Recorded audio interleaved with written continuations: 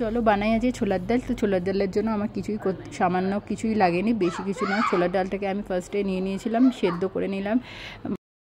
এর মধ্যে একটু হলুদ আর তার সাথে একটু নুন আর তেজপাতা দিয়ে বয়েল করে নিয়েছিলাম। আমি এটা বেশি সিটি দিইনি, খুব সামান্য সিটি দিয়েছিলাম। আর তার সাথে মশলাগুলো হচ্ছে জিরে, বড় এলাচ আর তেজপাতা, শুকনো লঙ্কা আর হচ্ছে হিং। আর তেলটাকে ভালো করে গরম করে নিয়েছিলাম। আর এলাচ, এই সব মশলাগুলোকে দিয়ে ভালো করে ফ্রাই করে আদা বাটা আর একটুখানি হলুদ গুঁড়ো আর তার সাথে হচ্ছে জিরে আর কিউমেনও দিতে পারো, একসাথে দিয়ে এটাকে ভালো করে নাড়াচাড়া করে তারপর ডালগুলো দিয়ে দিয়েছিলাম। আমার ডালগুলো একটাও ভাঙেনি, আমি সেদ্ধ যেরকম করেই করেছিলাম অল্প জল দিয়ে।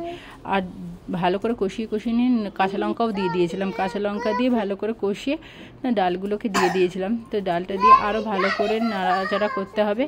তারপরে নাড়াচাড়া করে আমি এটাকে একটুখানি ঘি দিয়ে দিয়েছিলাম। আর ঘি দিয়ে ভালো করে কষিয়ে নিয়েছিলাম। আর উপর দিয়ে একটু গরম মশলাও দিয়ে দিয়েছিলাম।